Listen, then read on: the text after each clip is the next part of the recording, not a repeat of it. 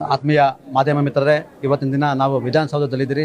ಮಾನ್ಯ ಮುಖ್ಯಮಂತ್ರಿಗಳು ಸಿದ್ದರಾಮಯ್ಯರವರು ಒಂದು ದಲಿತರ ಒಂದು ಸಭೆಯನ್ನು ಕರೆದಿದ್ರು. ಆ ಸಭೆಯಲ್ಲಿ ಒಂದು ಬಜೆಟ್ ವಿಚಾರವಾಗಿ ದಲಿತರ ಕುಂದುಕೊರತೆ ಮತ್ತು ಬಜೆಟಲ್ಲಿ ನಾವೇನೇನು ಘೋಷಣೆ ಮಾಡಬೇಕು ಅನ್ನೋ ವಿಚಾರವಾಗಿ ಸಭೆ ಕರೆದಿದ್ರು.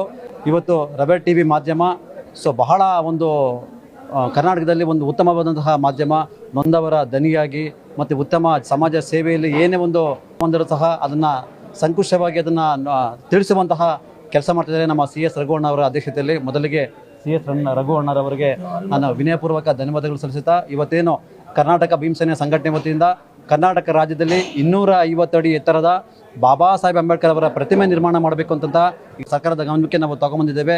ತೆಲಂಗಾಣ ರಾಜ್ಯದಲ್ಲಿ 125 ಅಡಿ ಇದೆ, ಅದೇ ರೀತಿ ಆಂಧ್ರದಲ್ಲಿ 206 ಅಡಿ ಇದೆ. ನಮ್ಮ ಕರ್ನಾಟಕ ರಾಜ್ಯದಲ್ಲೂ 250 ಅಡಿ ಎತ್ತರದ ಪ್ರತಿಮೆ ನಿರ್ಮಾಣ ಮಾಡಬೇಕು ಅಂತ ಮಾನ್ಯ ಮುಖ್ಯಮಂತ್ರಿಗಳ ಗಮನಕ್ಕೆ, ಹಾಗೆ ಉಪಮುಖ್ಯಮಂತ್ರಿಗಳ ಗಮನಕ್ಕೆ, ಹಾಗೆ ಸಮಾಜ ಕಲ್ಯಾಣ ಸಚಿವರಾದಂತಹ H.C.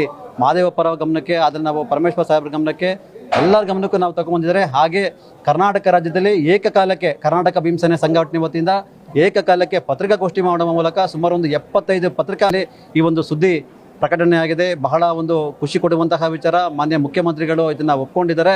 ಬಜೆಟ್ನಲ್ಲಿ ನಾವು ಘೋಷಣೆ ಮಾಡಬೇಕು ಅಂತಂದು ಒಪ್ಕೊಂಡಿದ್ದಾರೆ. ಬಜೆಟ್ನಲ್ಲಿ ಘೋಷಣೆ ಮಾಡಿಲ್ಲ ಅಂತಂದರೆ ಮುಂದಿನ ನಾವು ಕಾರ್ಯರೂಪಗಳ ಬಗ್ಗೆ ನಾವೆಲ್ಲರೂ ಕೂತ್ಕೊಂಡು ರಾಜ್ಯ ಸಮಿತಿ ವತಿಯಿಂದ ನಾವೆಲ್ಲ ತೀರ್ಮಾನ ಮಾಡ್ತೀರಿ.